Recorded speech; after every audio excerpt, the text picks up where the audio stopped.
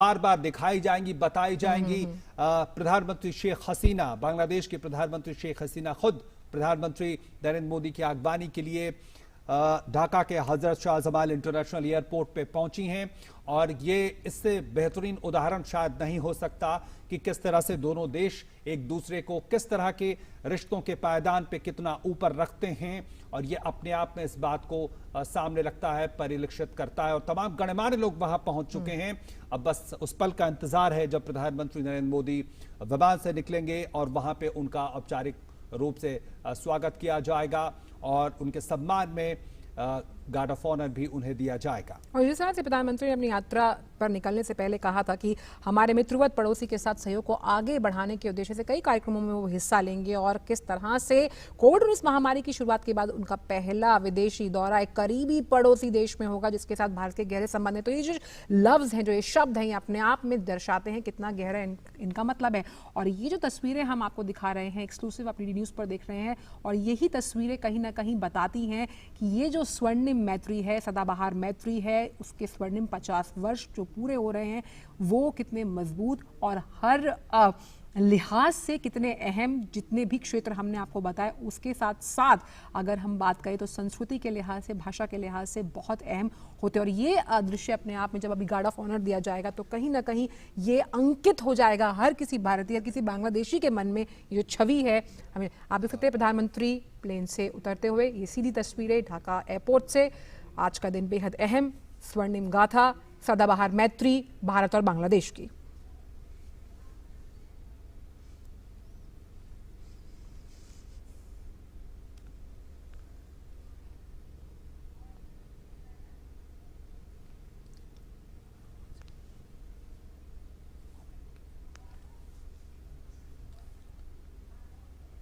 और ये सीधी तस्वीरें आप देख रहे हैं ढाका के शाहजमाल इंटरनेशनल एयरपोर्ट से। और प्रधानमंत्री नरेंद्र मोदी अपनी 2 दिवसीय यात्रा, बांग्लादेश की यात्रा पे पहुंच चुके हैं और उनका स्वागत प्रधानमंत्री शेख हसीना खुद कर रही हैं। और ये एक अनुपम उदाहरण, बेहतरीन उदाहरण दोनों देशों के बीच संबंधों का।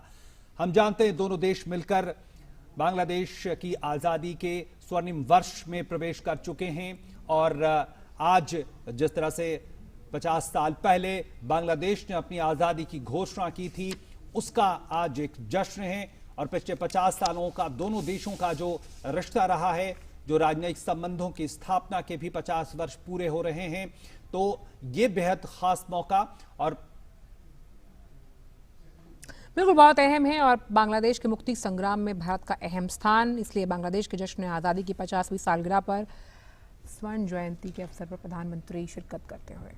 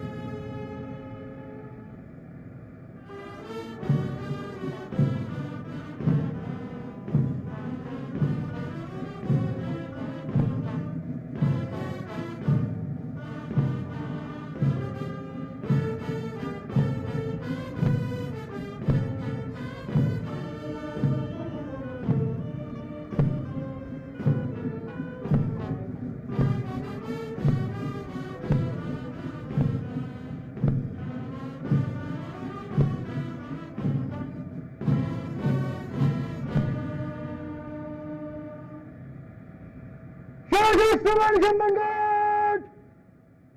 Astronomy! Astronomy!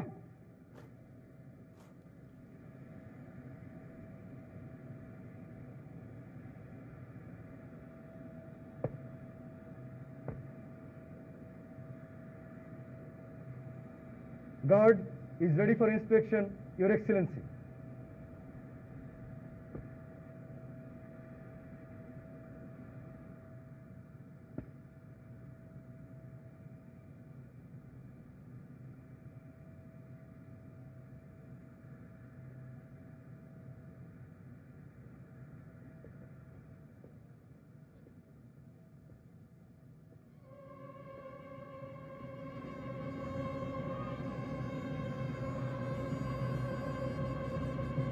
Fast, fast.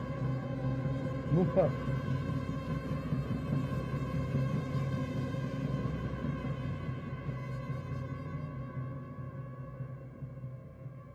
Wait. Wait.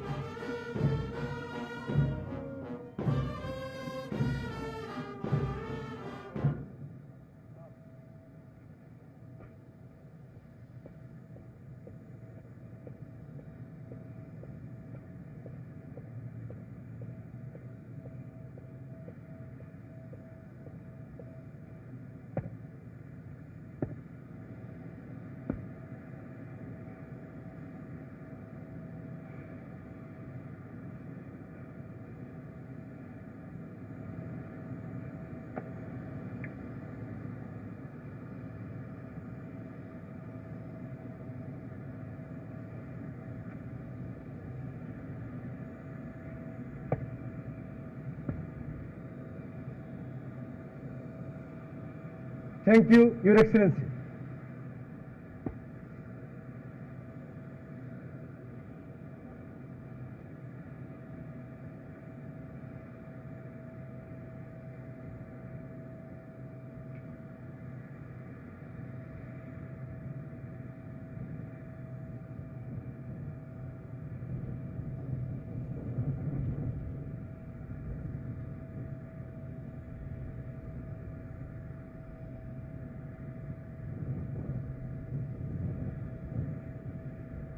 सीधी तस्वीरें आप देख रहे हैं ढाका एयरपोर्ट से, जहां पर प्रधानमंत्री को भी गार्ड ऑफ ऑनर दिया गया और किस तरह से ये सशक्त और मजबूत तस्वीरें, ये संदेश देती हुई इस तरह का ये मुजीब वर्ष है और दोनों के देशों की जो स्वर्णिम रिश्ते हैं उनको 50 साल पूरे हो रहे हैं।